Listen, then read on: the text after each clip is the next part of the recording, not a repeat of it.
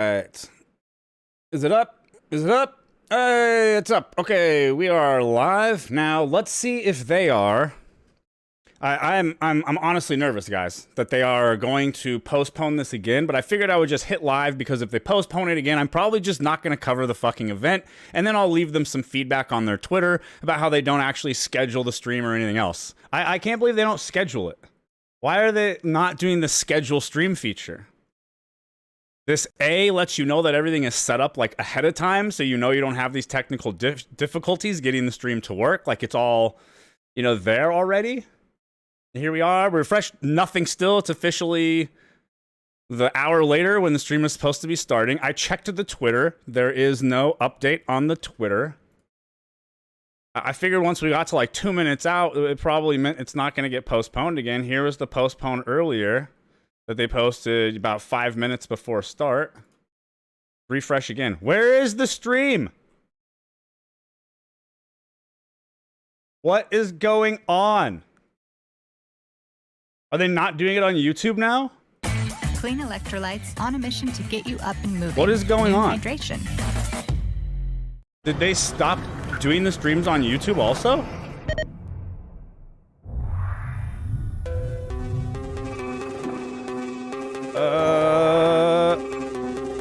I guess we'll see. Everyone is well and safe. Thank you for holding off with us. For those of you who have been hanging out watching live, we had a little delay. As you can see, Steven is coming to us from his phone. I'm so sorry about this, guys. What's going on? I was not expecting to be in Vegas, and I had something last minute as an emergency pop up, and I had to come here late last night. I didn't get in till like 1:30 in the morning. And I was supposed to have the computer all set up, and then the Ethernet cable was broken. I sent a runner to grab another Ethernet cable, and then the connection port wasn't working. And lo and behold, the computer doesn't have a built-in network a wireless network adapter. And it was just like a perfect storm of terribleness. And I am so sorry for the delay. That sucks. I appreciate you guys understanding, and we're going to have a fun stream regardless. Hopefully you can hear me okay and it's not too bad. I'm connecting with my iPad. So I am doing the stream from an iPad. I'm so confused by this being on 30 minutes Twitch. of the stream is going to be a pre-recorded video. So, it's not going to be too terrible. Yeah, we'll be okay. And as you can see, we're gonna, you can see our topics right there for how we're gonna be doing things. So today we're gonna be doing our quick reminders. We'll do our basic on my laundry range and attack stuff. update. I do have more reminders than normal today. And then also we have our character art update and studio update. And then of course we have a lovely Q&A they should probably work on this communication from our forums. So if you submitted forum questions, we have got some of those prepared. So with that, we'll quickly get through the updates. I'm actually super bummed that they're doing it on Twitch. We have our question from YouTube. For this type of experience, if you are a YouTube subscriber, YouTube's a million times better. We could pause and talk. You have the ability to leave a comment. Everyone does, but as a YouTube every other live subscriber, stream's been on there. We may randomly pull your comment and spotlight it. So all you have to do is subscribe to us over on our YouTube channel. If you're watching the September development update when we put this up on YouTube and leave a comment, you could have your comment selected as well for the next one. So this one was from our lovely friend Mindful K9, which said, I love MMORPGs for their size and world building. The social aspect is cool, but I prefer random adventures coming together because we all need to work together to get through this event or area we are all happening to stumble across. But I don't really like groups or guilds outside of that. So what will be any benefits for those who want a little more solo gameplay as well? So here we go. Kind of asking, will there be options for people who want to interested in this question? Let's see the answer. They'll do the game event stuff, but sure. It's a good question. I mean, the MMO landscape is of course filled with players who want to engage, excuse me, with finding new friends. At the same time, a lot of people come into MMOs with a group of friends that are already existing. And so you want to be able to provide avenues to both socially connect other players by creating challenges that require group efforts in order to overcome. Yes. And that's always going to be a part of the MMO landscape, whether you're a solo player or not. MMOs, by definition, are massively multiplayer. So that means it's not a solo game. We're not creating a solo game, but it doesn't mean that we Plenty of don't them are. offer gameplay that is solo centric as well. It lives in addition to the social aspect of what MMOs provide. And so part of what we do in order to give that element of gameplay is we have quest lines that are devoted towards solo players. We have hunting grounds. Obviously, one of the benefits of being a solo player is you get to keep everything that drops, right? You don't have to share loot with a party or with friends. That's one benefit of being a solo player. But it's going to be more difficult to overcome challenges. And those individuals who are up to taking that additional level of difficulty are going to excel perhaps in their character progression a bit faster than those who are more group centric. It's going to be a little bit of a roll of the dice there because there are loot tables, there are reward tables that accompany that. But it has to be difficult. It's important to note that from a content perspective, Ashes of Creation is looking to fulfill both that solo-oriented mind in gameplay, as well as the group and social experience. And a lot of times those paths diverge. They move apart and they come back together.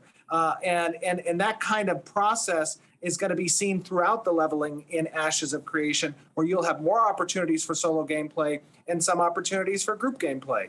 And for those solo players who don't really care about finding a community to play with, but they want to have one when they need it, there's going to be a lot of opportunities from a dialogue perspective, in-game chat options. You can join as part of citizenships. There's a lot of pseudo-factions there. Social organizations that give you an in to other players without the strong bonds that typically come with guild-oriented I'm hating that this isn't on YouTube where I can pause. And I think that's a comfortable medium between the two.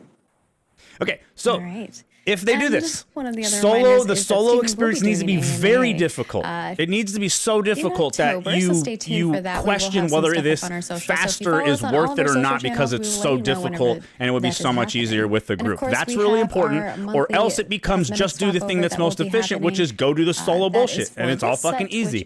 That's what ruins it, is if it's easy and solo. It has to be really hard, challenging. At 11 a.m. Pacific. So if you'd like these, head on over. We always let you know when they're going to swap over on. This is a reminder that Ashes of Creation dev update today, boss. Sets you'll see in game as NPCs, creatures, buildings, and things of that sort. So that's the exciting part. You're coming along. But they unfortunately are doing on Twitch instead of YouTube, so we can't pause. I am really excited to do the AMA. For those of you guys who aren't aware, which I'll also be leaving feedback on probably today. It is typically done on Reddit, but we also take questions. Our top voted questions will probably He's a billionaire. Why are they not multi-streaming to both fucking platforms? Then Margaret and the community team are going to be putting out more information about that in the coming weeks leading up to the date. But if you we'll discuss how that's going to work. Exactly. And if you aren't already on our forums or on our Reddit, make sure to go there to get prep, make an account so that you can ask your questions that you want to ask. Yep.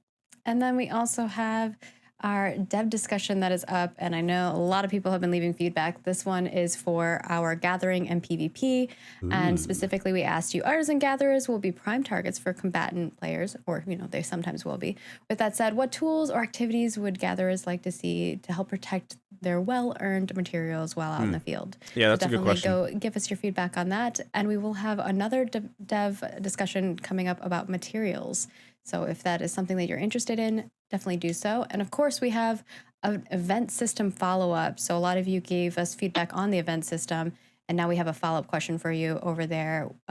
Just head on over to our forums, and you can answer some of the questions that we had on that front. Okie dokie. And of course, last but not least, if you are a content creator, we always get these questions in regards to when we're going to have a content creator program or how we're allowing content creators to join us.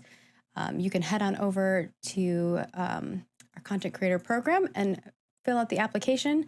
And we are currently this would be so much better if it was on YouTube, guys. We could have paused and had a conversation while Steven was just going on and on and on and on and on. We could have got some breaks in between, and then you could fast forward after that when you get to some boring part like this that doesn't matter. We appreciate all of you guys, and again, this is not a creator program that is based on numbers. We're not just being like only people with 1 million followers can join us. That's good. I mean, I'll probably end up checking out, but it's not a dev update, different really. Types of things, whether you're a video creator or a cosplayer or whatever it is. So if you are somebody who is interested in doing those things or is currently doing those things, It's more going to be about quality and consistency in your content. And Yeah, with so that, I'm sure Narc we will get move on into the program to or whatever. I don't really basic want to. ranged I don't attack think I ever update. want to So I'm just specialize gonna- on one game like ever again. I don't know if I ever want to do that again because it really burned me with Lost Ark when I wanted to pivot. So I want to preface this video, and ironically enough, I did not actually I know in the past I've double prefaced. I preface on stream and then you hear the same preface in the video. So I didn't preface it in the video either, which I guess I probably should have just done it in the video. But we recorded this yesterday. It is it is an update to our ranged combat. Excuse me. And as is always, remember in context that this is the work up towards our Alpha 2. So with that in mind, it is not finished. There is still much more that needs to be done, both from a visual effects perspective, from targeting and UI, from the just general look and feel of movement and impact. However, this will give you a good indication of direction that we have taken since our Alpha 1 test last year. Unfortunately And, for me, I don't give a shit about bow something classes that's at all. really important, But you know, is it's still going to you be fun guys, to and check I've it said out. this in the past many times, is feedback is important, but making sure you contextualize the feedback. I'm waiting for them to in finally the give us things a that little you bit of enjoy summoner about gameplay. what you Just saw, a little peek at the as summoner well as the things that you would look to see improvements from based on or the bard. experiences and things you've enjoyed in the past from other games and their ranged combat. So in this video, Don't we think take I a ever look have. just to set expectations. We look at two different types of Well, I guess ranged like Guild Wars weapons. 2 We look Engineer, at I liked a that quite a bit. longbow and we look at a short bow. And both of them have very unique of feel, of style. One is less impactful on movement, What up, Banda? the short bow. The other one is more impactful, but it packs a hard. So right off the bat, it does sound like they took some notes from Guild Wars 2 here, right? There's the longbow and the short bow. At the Ranger archetype.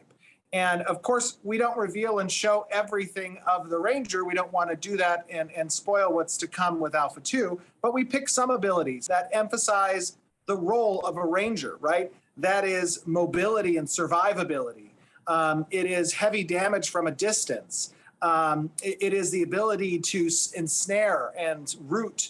So you get to see some of those things. You also get to see an element of enemy faction, NPC enemy faction, Okay. that we fight against. And you guys saw some of the concepts over the past few months. Margaret and the community team have shown you guys leading up to this. The Minotaurs. You get to see some of the Minotaur faction, their trusty side hounds as well that accompany them. Cool. And you get to see it in an environment that you guys haven't seen before, which is this foresty area in the Riverlands that lead up to a major point of interest called the wreckage of Carfin or Carfin Tower. And that is a big vertical dungeon that exists. Are you guys noticing within the Alpha flicker 2, in the screen every and it once in a has some while significant story on this Twitch I also broadcast? want to point out that you're going to see a little bit of updates to the UI. Colby, Jeff, Nate, Natalie have been doing an incredible job, and Drew in helping to create our new style guide for what the UI is going to look like in Alpha 2. You get to see a little sneak peek of that with some of the HUD and some of the journal systems. But remember, it's important to get feedback here in Twitch, on the forums, on Reddit, everywhere possible. Tell us 2 points, right? What you liked about what you saw and what you would look to improve based on experiences you have in the past. I bet it's this background image that is looping. Take a look. All right, we'll see you. Every time it resets, it's probably causing us a quick flicker. All right, sweet. This is what we wanted to see. Let's see the gameplay, baby. Who knows? Maybe they'll make the Ranger pretty fucking cool. I just never really get into bow classes usually in the games, but we'll see. Is the Ranger gonna have a cool pet? Like, do I get to have a dog? That does help a lot. It is not free to play, Banda. Hello, everyone, and play. welcome Thank to another live stream day with an awesome showcase of our basic ranged combat revamp. excited to be here again, showing you guys Ashes of Creation and its current progress towards Alpha 2. I have joining me today two stellar senior designers on our team, senior designer Trad and Jeremy. How are you guys doing? Doing well. Just looking forward to showing some of the stuff we've been working on here. Oh, I know. It's always exciting. Jeremy, how you doing, buddy? Doing really good. Really excited to be here. Really excited to show the stuff we've got this time. Yes, and my first awe is, of course, the world.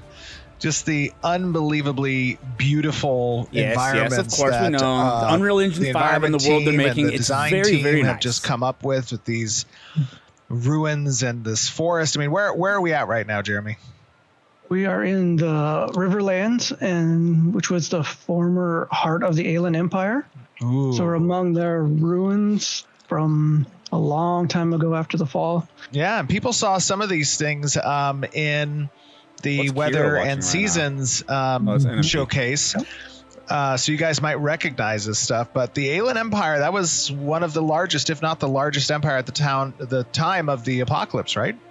Right. It was at the height of their golden age when the fall happened. So we are just standing in their ruins now. And it is so cool. I always love environments where you have these ancient almost the artifacts and like blowing and a little just bit slightly. Locations that nice. You get to explore.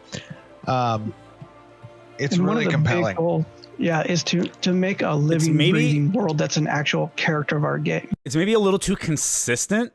Like they should kind of stop and then pick back up or whatever to simulate like more realistic wind. But it is really nice to have that little bit of movement because that's very real. The past and other franchises, Vera should very much feel like one of those that just hearing the name invokes all kinds of history and character and living, versus breathing trees and that are just actually a world that's been in trouble for a long time there, now. The players are coming back to help rescue and recover that. I love it.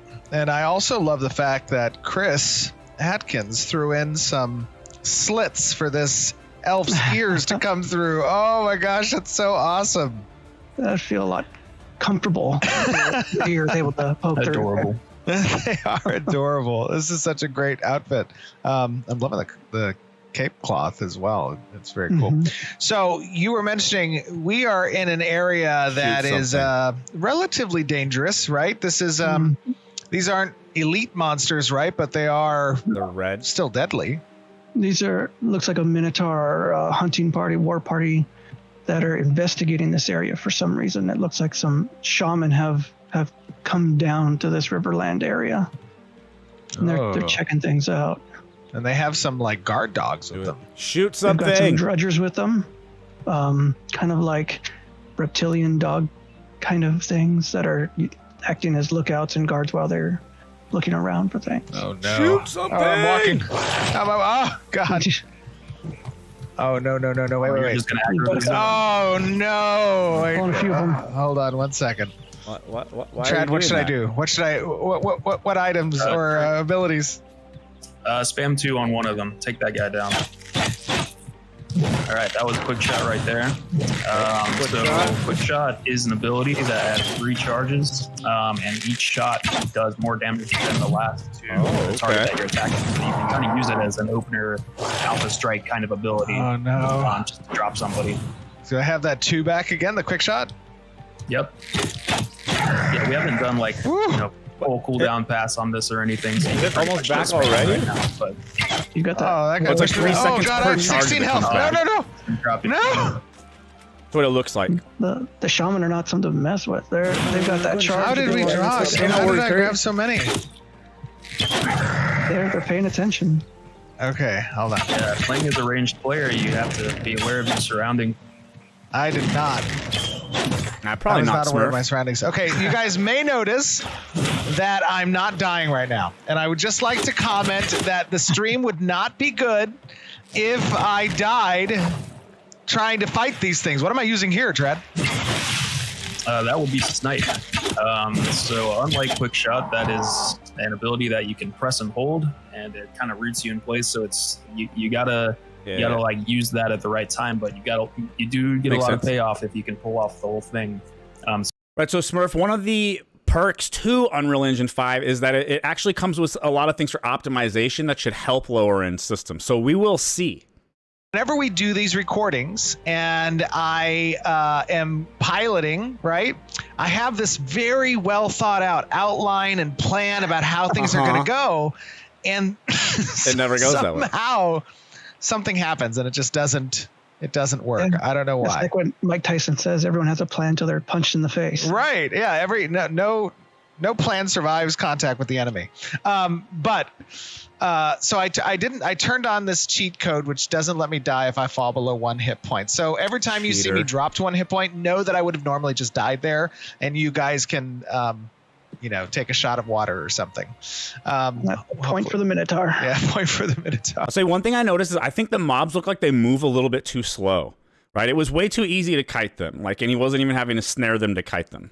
And you'll see that there's a lot of weather effects that are happening right here. There's some pollen because we're in the middle of spring, but it's also early morning. So we have this fog layer that's rolling through. Of course, the aesthetics of Ashes of Creation are very important. We've always said that game systems makes games fun, and the game environment and the aesthetics make it beautiful and make it immersive. Right. So we double down on both of those. But Jeremy, talk to me a little bit about these Minotaurs. Who are these Minotaurs? Why are they here? So these Minotaurs, well, prior to the fall, they were kind of just a nomadic, chaotic race. They're a race that really benefited when the player races left for Sanctus. So in the intervening time, they've gotten stronger. They've kind of found some techniques, some help in some ways from other entities that aren't friendly. So they've really got organized, got equipped. That's too slow. They're kind of actually excited to see the players come back because they want some revenge. So they are looking for ways to. They have oral histories and things that tell of these people that held them down and hunted them, and they're brutally wanting to exact that revenge. Can I? I'm going to cheat here again because I just want to go up to them and give people a look at what these Minotaurs look like in the game. But honestly, I can't say. We haven't seen most of the classes. So the Terragor is one of those clans. We've only seen like 4 out of all of the shit. The Raincaller, who has essence that kind of evokes water. He has water abilities, throws water, attacks, and makes shields of water bubbles around them. This guy is amazing. Oh, I love the model work. Eli's done an amazing job on these. And these are just a shaman. These are kind of the ones that are divine and have a little bit of a connection there. There's much bigger ones, much more even scarier ones, like the Marauders and the Berserkers and even the Khan, which we've seen called. Oh, wow. Look at that. I'm sorry. I'm just looking over in the distance and I see this giant like tower structure. Yeah, that's the Tower of Carfin under a curse that is causing a lot of problems for the area too. Oh, you're right. Actually, I think if we approach up here, we actually cross over into the boundary of Carfin, the wreckage of Carfin, right? It's like correct. Yeah. And Carfin was one of the great cities of the Alien Empire, and it's now in ruin. Ooh, there we go. Yes. Oh, I see it. That, my friends, that you're seeing off in the distance pretty cool. is in Alpha 2, obviously. And Jeremy, tell us a little bit about the tower and what. Just a little bit, nothing give away too much, but just a little bit about the tower. What is it? What is the tower from a player's perspective? It was a focus of the mages and study of the Alien Empire. Carfin was a city that kind of had a great mage population, so it had a university there. And things went bad there during the last days of the fall. They made some desperate measures in a really awesome quest series that Scott's written up and implemented and things.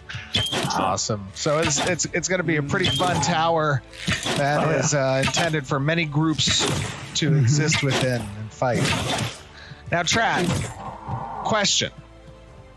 What type of weapon am I using? Thank you. What type of weapon am I using It here? obviously looks like the longbow. This would be the longbow. Yeah. It's got snipe on it, dude. You can kind of tell, like when you're shooting your basic attack, that the shots are a little bit slower, but have more power behind them. Yeah, I really like the model that Atkins threw together for this. Oh, it looks so good. Looks like it's of an Empyrean design. So one of the great Empyrean bow makers of the past. Maybe someone's remembered the techniques to make it. It looks so good. So if you now, wanna go and shoot something with it, like go ahead and hold the button down. One thing that we're playing around with this that we haven't done with our melee weapons is has a contextual behavior based on if you're tapping the pressing the button versus holding it. What? So kind of like snipe, you can actually hold these attacks, and instead of doing just a rapid fire. I'm sorry, just Trad, 1 second. Something happened. These little birds just spawned right near me, and they're like eating on the ground. If I move, will they move? I hope so. Okay, let's see. Let's find out. Birds. How are you just gonna sit here and let me run around you? What are they doing? They're just they're eating, I guess. We're gonna have to program that. I need some response. Okay, wait. What do you want me to do with this weapon? Hold your Q button and charge up an attack. Houston, we might have a problem. All right, ladies and gentlemen, get your shots of water ready.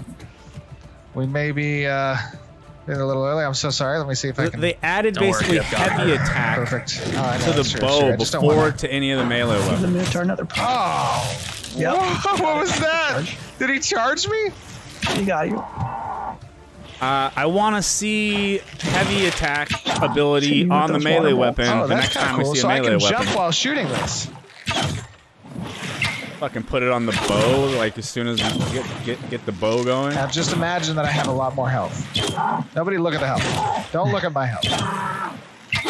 What are they shooting at us, Jeremy? At least they have some ranged abilities on them, Smurf. Right? So that's why he would have been dead. Water that's just slamming into you. At least because there was some ranged ability. Damage that hits. But yeah, for being Minotaurs, they are slow as shit. Trad, I apologize. I am now going to appropriately engage from the correct get the jump on them positions. Okay, so something cool about the longbow. Oh, now they fly away. Look at that. The birds are flying. Something cool about the longbow is that as opposed to the short bow, you are able to actually hold and charge each of the basic attacks. Is that correct? Yep. Yeah. And doing so, what does that do for the weapon user? Basically, light spam versus heavy increase, attacks. But we can do all sorts of things with this later. Like if you're charging it up longer, then you can set up some kind of status effect combo. There's all kinds of things that we can do with it. But yeah, right now it just increases the damage. And so, for example, one thing you could do is you could do 2 basic shots and then charge the final shot, and that would give you like a big spike of damage there at the end. So that's cool. Yeah, that's cool. Why can't I do that with the two-handed sword? Cool. And now we have some abilities that we talked about. These are from the Ranger archetype. Of course, we're not going to show everything that the Ranger has, but we are going to give you guys some ideas of the abilities in its kit. What is that? It was put in first for the bow, and it doesn't exist for any melee weapons yet. That's where I was like, come on. Snipe. This is the one I was talking about earlier, where it's kind of like the basic attack, but a lot more powerful. You can hold this, and when you see that little flash there at the end, that indicates that it's fully charged. That's a strong ability. Yeah, you can keep holding it in case you want to wait for the target to get low before you bring them down if they're getting healed. All kinds of things that you can do, but after a certain point, it stops getting charged and it reaches max damage. Oh, that's cool. He's healing. He's healing.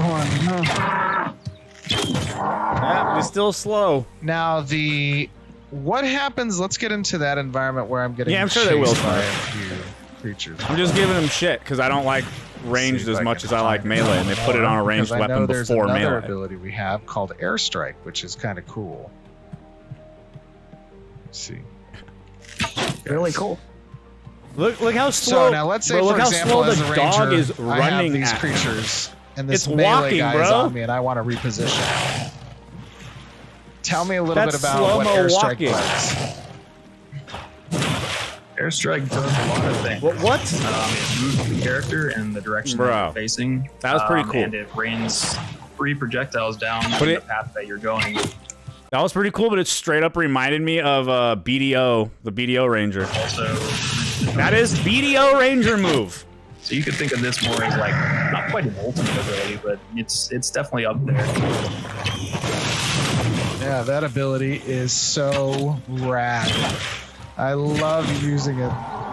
You can see it's Yeah. channeling nature essence to cause roots to come up and vines to grab the Minotaur and hold them. Yeah. It's a cool move, but it is straight up And ripped now this from quick BDO. shot ability, by the way, that I see it has a debuff that looks like the quick shot icon on the target. What's that doing? So basically, each shot of quick shot will increase the damage of the next application of that specific attack against the target. So it kind of encourages to unload all 3 of your charges for a big spike. Not in that burst that's a damage, bad but thing. that does BDO come at has like cost the of sickest each combat. charge comes back individually, so you either have to wait a longer period of time to get that burst, or you can just kind of weave them in here and there if you want more readily available damage. Got it. That's super cool. So I have here now a reticle on my screen. So Oh, we've switched there we from go. tab target mode, Action mode. which is a point and click with the cursor or using tab to cycle targets based on proximity priority, right? And Okay. into this reticle based mode, which now you can see the Yeah. targeting plate in the top is slightly grayed out. And we do that to demonstrate that that is a soft lock target versus a hard lock target. Okay. And what a soft lock target is, Trad, do you want to explain a little bit about that? I'm Sure, really yeah, so curious if the action mode's If you going are to in matter. action mode and you don't have a target actually selected like you would in a tab target game, then it'll just smartly choose whatever target it thinks is the most appropriate for where your camera is and attack that target. Okay, so it's But not if real you were action to combat. Actually select a target. I think is it right mouse button in action mode? Right. Right now, it's of course all of this stuff is customizable by the user, but if you press the right mouse button in action mode, it will hard lock the target, which means you can take your reticle off the target and it won't change. Correct, Trad? Yeah, it's a little odd. Right. I think they kind of have to do a system like that. Otherwise, the tab target it will clearly dominate, and no one would ever use action because, like, why would you aim an ability if you can have the ability aim itself? Which, like, this kind of is still it'll just pick to the next cycle target targets as well. closest to your camera or whatever. Yeah, we really wanted to showcase a more tab-based combat here because in the last live stream, all of our melee attacks were more hitboxes, right? They didn't acquire a hard target, and so we wanted to show a little bit more of that in this stream. And so, right here, for example, like the target, you're not having to aim your reticle or anything like that. It's more what you in line with what you expect of a more traditional tab target game. Gotta do the jump But in at the same combat. time, we still have abilities like Airstrike. And the most staple, you gotta jump while you Other fight. things that we haven't even shown yet that are going to be more action oriented, so we can hopefully hit the sweet spot of having a nice combination of all that. And it's more fun. I've played Rangers in EQ, EQ2, the great Archetypes in Guild Wars and Hunters and WoW. And when it's this mode with the reticle and stuff, it's just fun running around shooting these guys. Oh, it is super fun. And I've switched over to the short bow now. So let me see if I can show off that short bow. Yeah, let's see. I'm very curious. I want to see the short bow. Is it going to be ripped from Guild Wars 2? I'll exit this mode. Is the second ability going to be like a poison volley of now multiple I have a short arrows? bow equipped And there's going to be versus like a the- jump backwards dodge type Excuse of me, movement versus the skill on longbow. it? That looks And like, talk to me a little bit yeah, that about looks the like the short difference bow. in the short bow, Trad. All right, let's see. Sure, yeah. The direction that we went with the short bow was a lot more, Sick I almost jumping want to puzzles say, next. acrobatic. Like, you can use this a lot more freely. With the movement, it doesn't slow you as much. Yeah. It's a higher rate of fire. Yeah. Basically, this is the more mobile feeling, lightweight version of the longbow. Oh, just say So it. it's not quite as powerful because you're making some trade-offs here. Are the skills the same? Range and attack speed, and I do think right now we're actually putting a higher crit rate on this one, so it's got burst potential. But these are just the kinds of decisions that we want the players to be making when they're selecting their weapon choice. Yeah, the skills are the same. What do I value? That's kind of interesting. I love the movement of that. So yeah, same skills, but just higher rate of fire and less range. Feeling, right? And not as much like slowing your character movement while you shoot. And not have to sacrifice a lot of my movement speed like I had to with the longbow. So just from that aspect alone, it feels like a very different weapon. I'm also not able to charge. I'm holding down the attack. Okay, and it's and just you can't firing a bunch. snipe. You'll see that I can blind fire because I'm in action mode. That's why I'm like firing extra there. But it feels very different. And of course, it doesn't change the way you have access to your abilities. Your abilities are there regardless of the type of ranged weapon necessarily you're using. Okay, so there's the actual snipe skill. So you can't do like the heavy attack. And then I don't have to have a hard target lock also now for the abilities either. They tie off of the reticle. And I know there's some feedback that I wanted to collect from players with regards to this demonstration. You want to talk a little bit about that? That's what I was saying. It's not a true action mode, right? It's just kind of like it's maybe a little bit more fun feeling, but you don't have to actually hard aim. Just thinking about what is the right balance between restricting player movement for the sake of weight, getting the feeling of the weight and that being able to animate the full body. All the good things that come along with, restricting movement. But at the same time, we definitely don't want to be a game that makes it frustrating to, attack and move at the same time.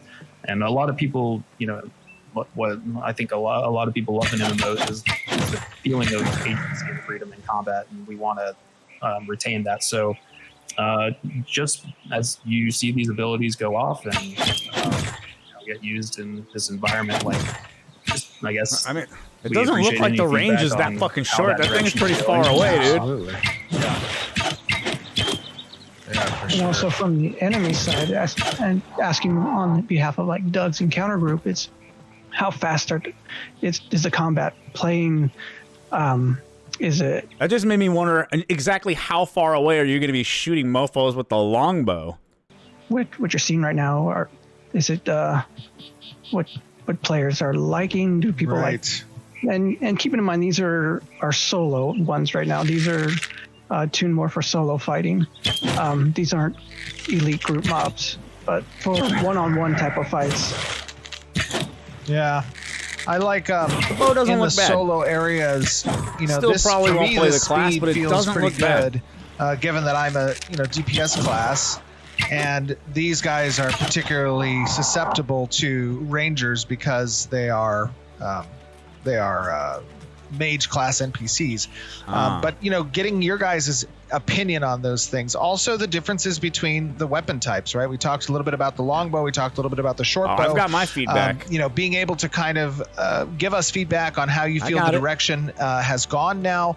Is this the type of ranged combat you're looking for? Those of you out there, especially who are bow users and enjoy these classes, what is it about the games that you have played that you felt had good range combat in it, and are you seeing elements of that demonstrated in this type of combat as well? I can tell you that obviously seeing is one thing. In Alpha 2, those of you who have access will be able to give us kind of your feedback. Yeah. And of course, that's not under NDA, so all of us get to watch and participate in Alpha 2 through watching others play it and getting their feedback and experiences. I think as well. the bow work they did looks pretty good. Another thing that I think is pretty cool that I wanted to talk about actually was these weapons and the types of skill trees that they have associated with them. Trey, do you want to talk to us a little bit about how these skill trees interact with the weapon? I want to see some more of that for sure. For sure, yeah. For sure. Part of the plan with each of these weapons is they'll each have a unique skill tree associated with them to differentiate them not only in terms of feel, but also in terms of mechanics. And an important thing that we really want to capture in Ashes is the ability basically so the player can build their character, how they want, and that extends beyond just their class choice, right? For example, if I'm the ranger, I can spec into my short bow or I can spec into my longbow, and those will be two different. Don't you, this very different snipe builds. animation looks straight For out of example, BDO too, I gotta say. Maybe specialized or have a The part flip of its and the tree that snipe, specializes big in time. applying bleeds, and bleeds might synergize with specific ranger abilities that the longbow might not necessarily synergize with. So weapon choice will play into like what abilities and your archetype you're specializing in. There's just a lot that goes into it, and we're just starting to scratch the surface of that.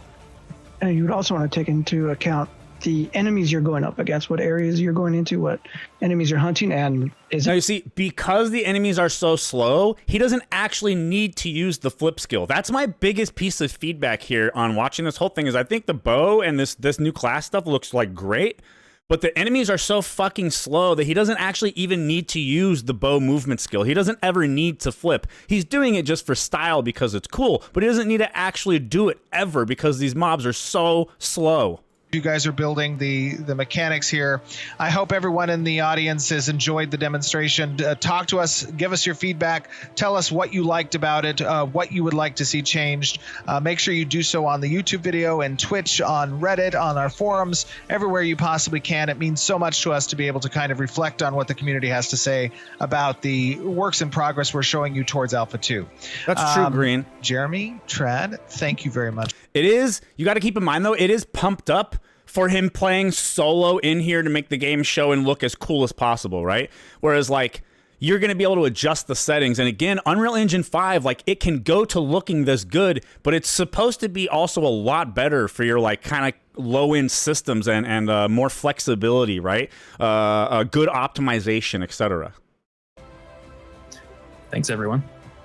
a good one. All right, man. We'll see you later, man. Well, we hope you all enjoyed it. It seems like there's a lot of mostly hearts in chat, mostly happy. I know Also there's some true. questions and concerns that you all had, and I'm going to try to address some of them. We can't be here all day, so we can't answer every question, but it seemed like there was a little bit of confusion in regards to our hybrid combat system and how that's going to work. Basically, what are the advantages and disadvantages of using tab or action when it comes to being ranged, or, I mean, we showcased a little bit of that in the melee as well.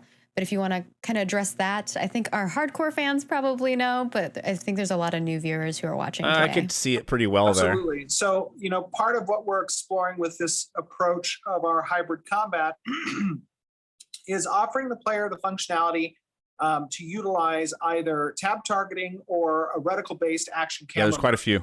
There are benefits to each, and both of them are kind of providing the player what they feel most comfortable with playing as. All of our attacks are going to be stat opposed unless they're a templated attack, right? In which case there will be certain bonuses and or stronger applied chances for certain types of CC effects to be applied. Interesting. Or potential, excuse me, or potentially evasion and accuracy aspects of it. These are all things that we plan to test throughout Alpha 2. Okay. To kind of see where the player base So maybe you're lives straight in up those like two tab options target of their locked on action hard or- targets is maybe not going to have like as strong of a proc effect. The important part here is that like this is still a work in progress, right? This is meant to give you kind of a look at where our approach has now been living over the past several months when it comes to combat based They're for sure off of heading in the right what we direction with learned in combat, Alpha right? We can 1, all what agree on player that. Feedback has been along the way. I have and a how video. we can create a I have an old video on Ashes where like my biggest concern for the game was the combat looked really stale, like old shitty combat and very stationary, and they've made massive improvements. range combat. To me, it's feeling really good. I'm enjoying playing it. I like the feeling of getting in and taking these shots with these bows. I love the sound. I'm loving the environment. I'm loving the impact hits on the creatures. There's a lot of work still to be done on visual effects, on more sound, and kind of on these abilities and how they flow. Yeah, it's But good that things they're are doing feeling both. Fluid. They're not cumbersome. You're not having to stand still and be rooted in place, and you still keep a lot of the agency even between tab target or action combat mode. Both of them are letting the player move freely throughout their attacks. True. All right. And then I think from the video perspective, you did try to explain a little bit of this, but kind of a clear understanding of how the auto attack works versus like the abilities and how you see those things intertwining, how you see people using the auto attacks versus the abilities. Obviously, the ones here didn't have cooldowns, as Trad said, but in the future they will. Yeah, absolutely. So it's important to note that auto attacks in previous MMOs that many of us have played kind of serve as a filler between rotations.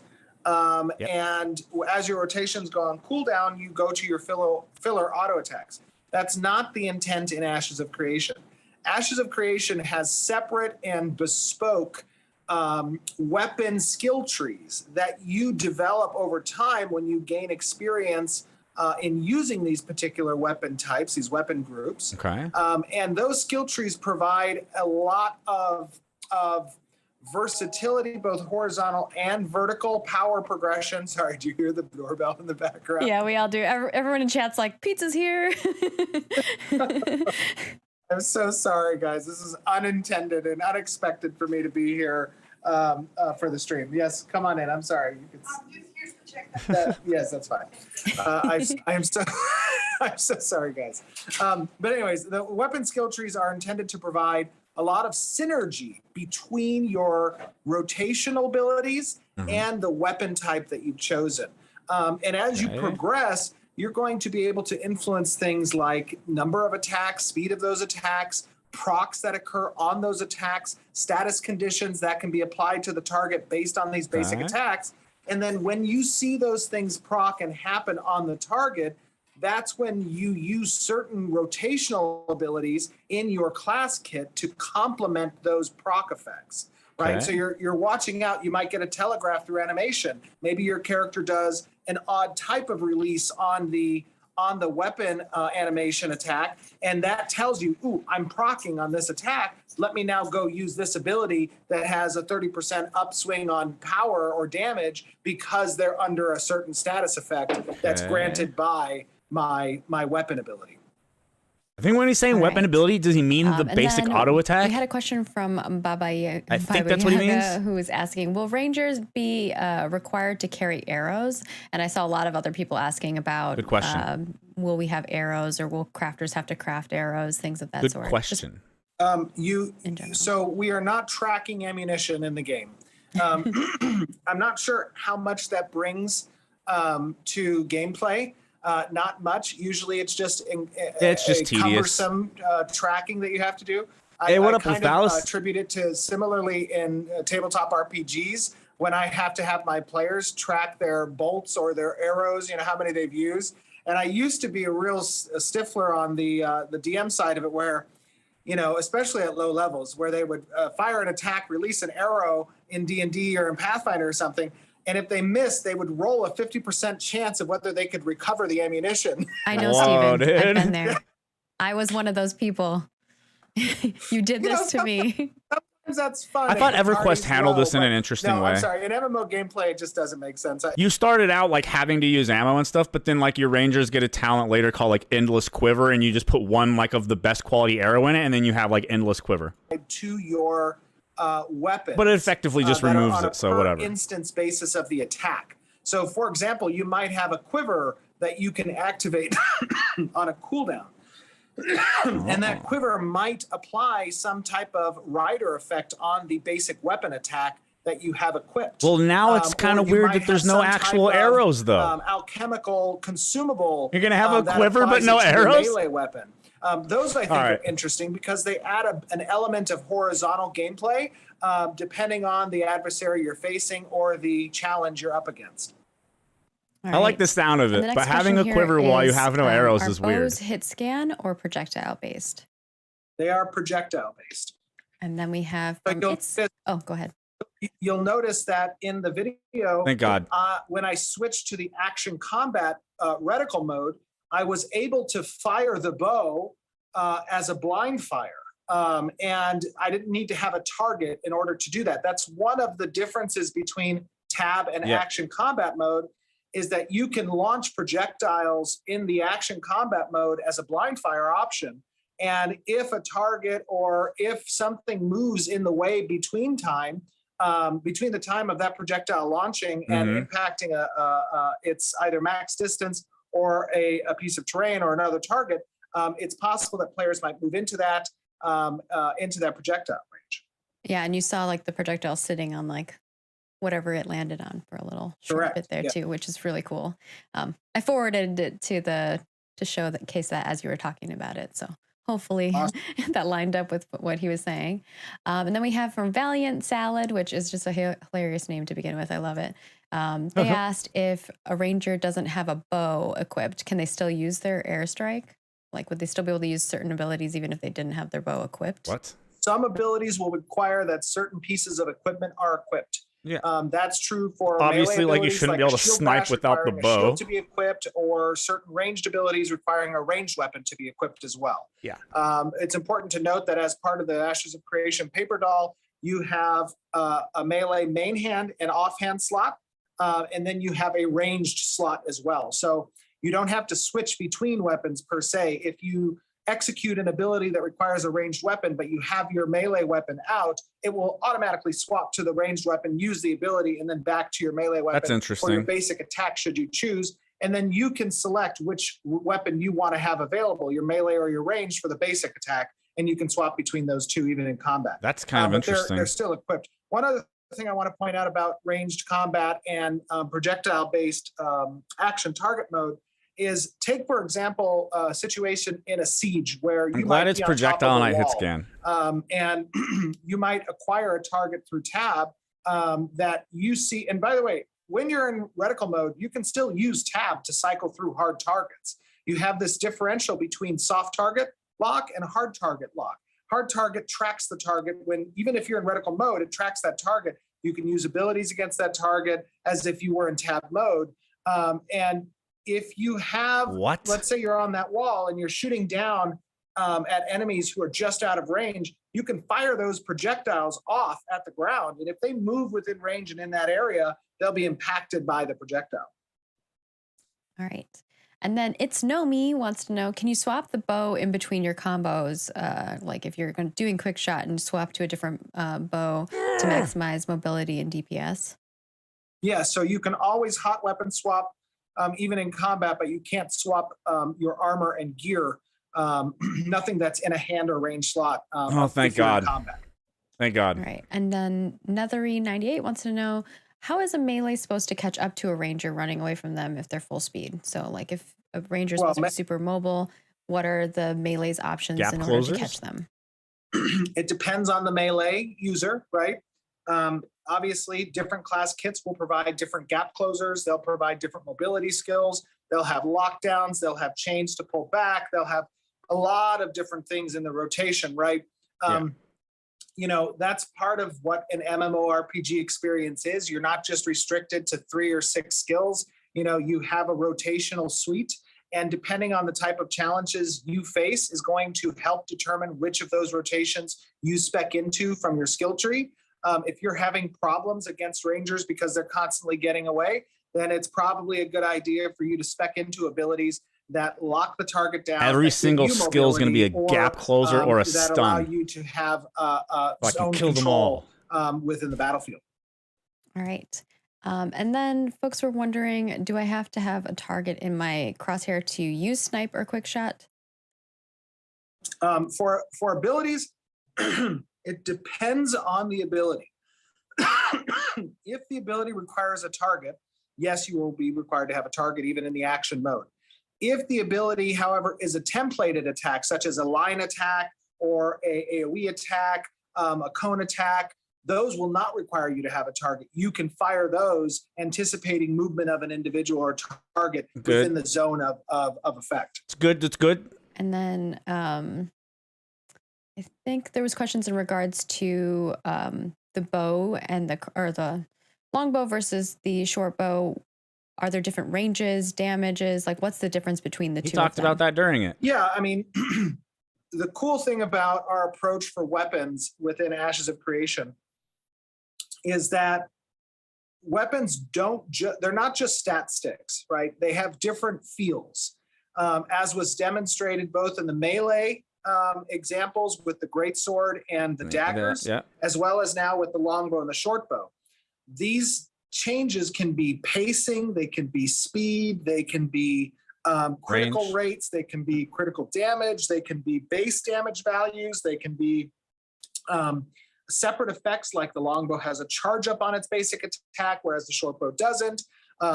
There's more root motion in the greatsword than there is necessarily in the daggers. You know, the idea is because each weapon type has an associated weapon tree for progression, we almost want each of these weapon groups to feel distinct in the way they play. And because of that, it You mean you touches a lot do? of different You definitely aspects want of that. combat for them. You don't want daggers to feel like a greatsword at all. And I think the last one is I see a lot of conversation in regards to this is what, and I know you talked about it a little earlier about what the benefits are for tab versus action. I feel like a lot of people feel like tab is just easier. So why would I use, action? So I don't know if you want to kind of go into a little bit more detail about the benefits of. For a lot of one or things, the other. tab is going to reign talked supreme. About the ability to blind fire, Mhm. not requiring a target in order to shoot, right? That's one of the benefits. And the difference is, And the focus. what you mean by that too is that you can shoot without having to have a target in regard for action combat, but that doesn't mean it's going to like beacon and honing, go find the target. No. So keep that in mind, folks. Right. So that that is a component. The other thing is, a lot of it can be play style as well. Different players prefer different modes of combat. I think like for And melee, a lot of you're going to action see a players, lot of having action that combat reticle, being having used. the camera tied But to for the movement of the ranged? cursor or the movement of the mouse. I think most of these motherfuckers that are is going to an be element that aimbot they want sniping to us, guys. incorporate. If you were to ask me, do we lean more towards tab or more towards action? In the past, I've always said we lean more towards tab targeting, but that doesn't mean there is not a play style of action that provides the user some benefits to it. Now, there are some downsides to it as well. And those downsides might be that if you're in a massive brawl, the ability to pick and choose targets that are far in the back line, that might be more advantageous towards tab target users because they're able to click. But the reaction time to acquire a target for a cursor versus acquiring a target for a reticle is much faster and less cumbersome because it doesn't require as many actions on behalf of the user, such as finding the nameplate, clicking on it to acquire the target, then activating the ability. Whereas with a reticle option, all you need to do is orient your camera towards that target and fire off the missile or fire off. Yeah, the but like attack. in PvP, you're also going to have that is a assist component trains as and well. shit, right? All You're probably right. going to have like a Speed main by a assist target. and an off I think assist. we'd be here all And day all if you're we going to do is answered hit a all the button that's like questions, slash but we do assist to have that a forum person, thread and then you over all on our fucking blow up forums. that If target. you go to forums.ashesofcreation.com, we do have a basic range attack updates thread over there. Please head on over there, give us our feedback. Steven specifically is asking for things that you liked. So from looking at this video, what are the things that you like from it? And then also telling us your That's- experience from other games or experiences in regards to a range of God, I wish classes this that was you on would like to YouTube. see and experience in Ashes I just of want to be able to Creation. pause. And both of those pieces, we will be putting together a report and sending that over to our development team so that they can take that into consideration as they move forward. Obviously, they will That's make a the decent decisions point, they want Lethalis. for the game that they're making, but There's, like, no we good always like talking to hear points your guys' because it's not feedback YouTube and I can't take pause, that into sorry. account when we're creating things and making sure that we're all on the same page in regards to what we're wanting to do. So with that, I think we're going to move on to the character art stuff, unless you have anything else you want to add, Steven. No, just everything you said, right? Providing that feedback is very important. Give us your thoughts, analyze the video. New World's talk quite a about bit the different things though, you right? in Like the- New World's action combat is real straight up action combat. Like there is no even soft aiming on the action like for the bow and such, right? So I don't know if it'll pull people nearly as much as New World did as far as like FPS type players. I think Yep. you guys already did that, Margaret. Yep, we're prepared. And that'll go live. That'll be in 4K. It's so like you get to a see really the full light glory of the map sampling and of it, you the know? environment, and you can Action just see, light. I mean, really, it is awe-inspiring the talent of artistry that we have on this team, and it's always fun to see. Oh my gosh! We just get the cacophony of noises from your hotel room. We'll move on to our character art update then. Some of which you've seen some of the things in game, but we will switch over there. So I'll be first right and back. first and foremost, we have these lovely Necromancer snake Pets folk. from This is EQ2. the Najash tribe, which is pretty cool. Yeah, they look just like Definitely check them out. I'm EverQuest excited for you guys 2 to see these when they animate. Epic It's gonna be 2.0 really cool. Necromancer They're in a Pet. T-pose, obviously. We show a lot of our models in these states. But yes. Very, very cool. This is something that Danny worked on, which looks awesome. I'm excited Speaking to fight of, them. You guys will have to tell us. That is one of the things I am eagerly waiting to see in this game, right? Because we haven't gotten many of the classes. I want to see the Summoner, and then I want to see the fucking Necromancer augment of the Summoner, and like what the pets and shit are going to look like. I want to see it. See them falling apart to the pieces of them, which is really cool. And then also when they're all combined into one piece. But very neat. Welcome back. We're looking at the living statue. We just finished looking at the Najash tribe. Loving these guys. These will be a lot of fun. Did you talk I'm going about to start a hashtag Summoner Win campaign kind of origins? and just start hounding them. I have not for this or these guys. If you want to go over that stuff. Also the So Bard. these are Show me the living Bard. statues we're talking about. Well, we went over the Oh. snake folks, and then Okay. also. Absolutely. Yeah. So obviously, as you guys know, the world is rich with history and lore, and part of this is enemy factions, and you're seeing with the Najash. There's some stories behind this that you'll experience in Alpha 2 with these creatures, and understanding kind of their origin, where they came from, where they inhabit now.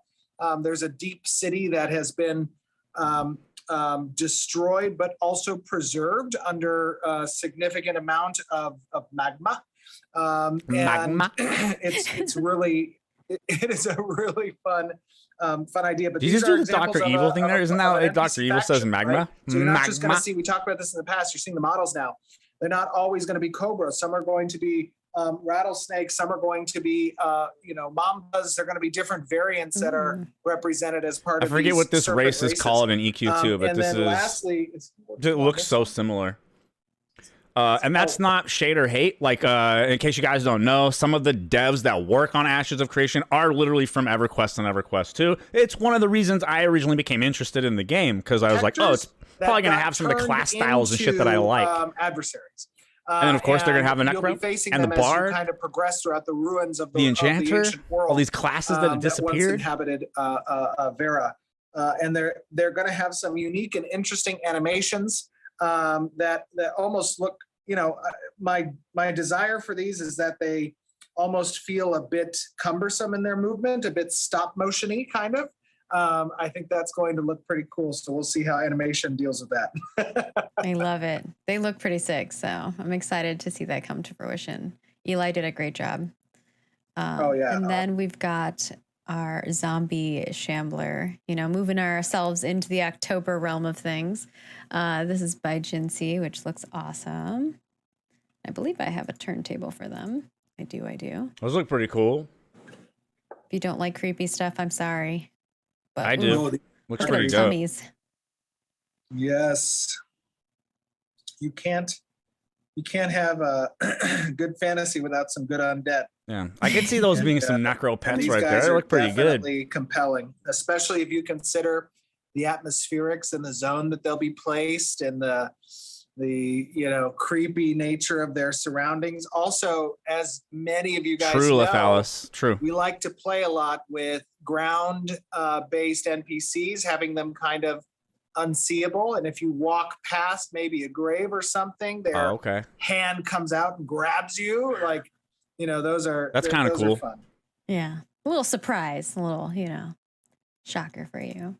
And we have I love shit like these that. Gets you sucked ghostly, into the game, armor. like that's that little like video clip I have from an Elden Ring, right? When I go down in this tunnel and like this weird thing starts shooting at me like from far away, and I'm literally like, what the F? Like, what is that? This is crazy. Stuff like that is so good for just, the immersion and excitement. Do these? I believe Things that Keith kind did of them, get you out of nowhere. Yeah. Make you pay These guys are attention. pretty cool. You don't see it here, but their bodies that are spectral or ethereal in nature, they will have some effects that kind of pulsate, glow, and move to kind of show that more ethereal aspect of them. I think they're going to look pretty good. Yeah. But they this dude already looks look like he pretty has the awesome. epic sword, and they got then basics. What's Priscilla, up? one of our newer artists, created the Sable Tooth, which is the little cub from one of Aw. our previous sets. Very cute. Cute. Oh, I love these guys. Yeah. Its tail looks a little stiff. Those are great. So if you This got rendering that, is a you'll- little- this a is the little pet that you'll stiff. get, and you'll see these in the world too. Sorry, go It ahead, looks like- Steven. Looks like a mix between a weird lion. It's got that longer body, or maybe it's like a liger.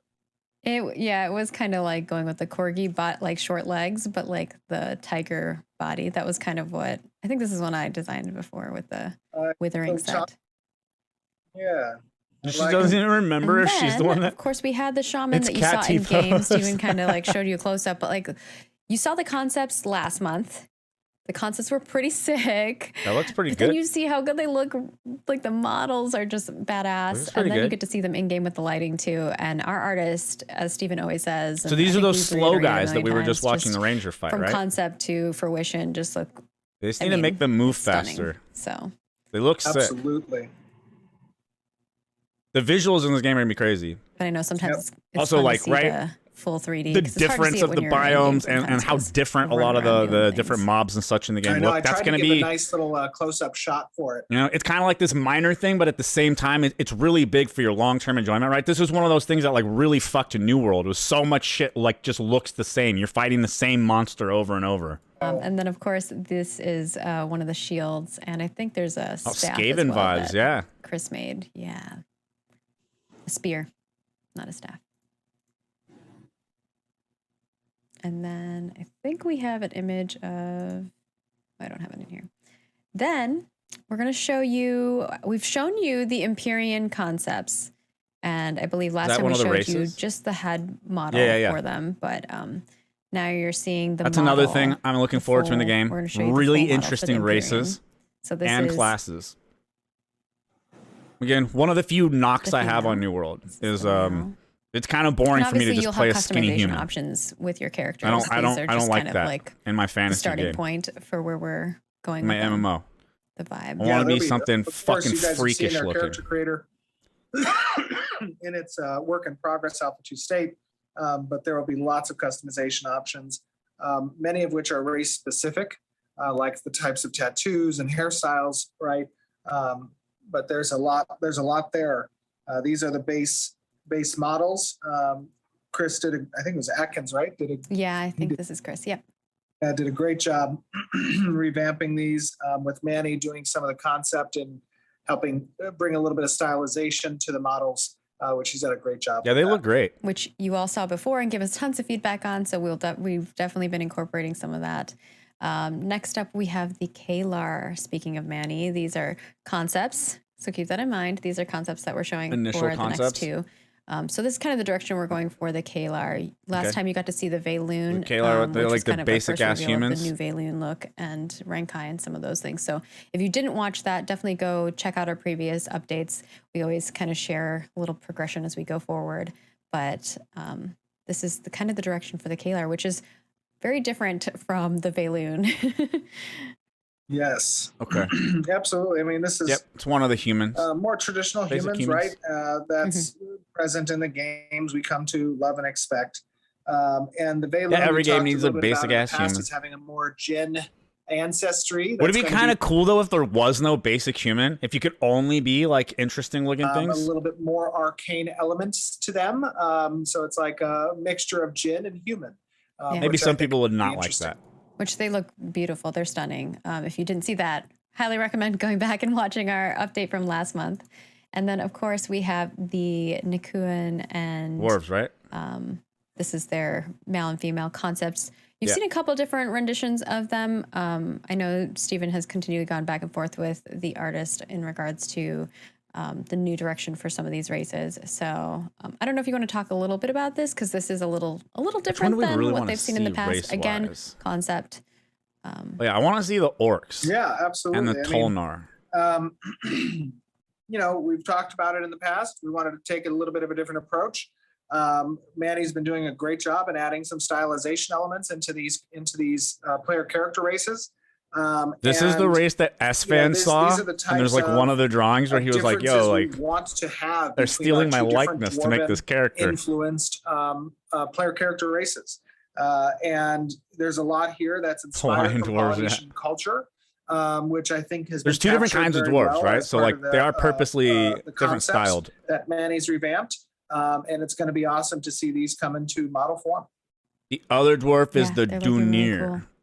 So we This have is a what lot they of said, the different Nikua, varieties between all of our races. So we hope that you all have been enjoying seeing the progression of them. You're getting to kind of follow along the journey of creating these races. I don't think, most games you don't get to see the progression and have feedback No. along the way and see all No, the not different for most of iterations the of the development races process. that they take. Whereas like here, you're actually getting to see that. It's a lot more work than you think. Bro, like, there are people that still think this game is nothing but a scam. I just feel like they've shown so much development in making this game. They're like, yeah, you can be unhappy with it not being done yet, right?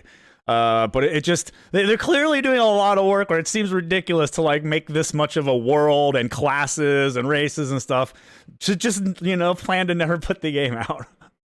We're really just trying to make a game that we're all going to love and play and enjoy for years to come. Absolutely. And it's been, as you said, such a great experience having you guys along this journey with us. It isn't something, as Margaret said, that a lot of people have an opportunity to watch the development of in real time.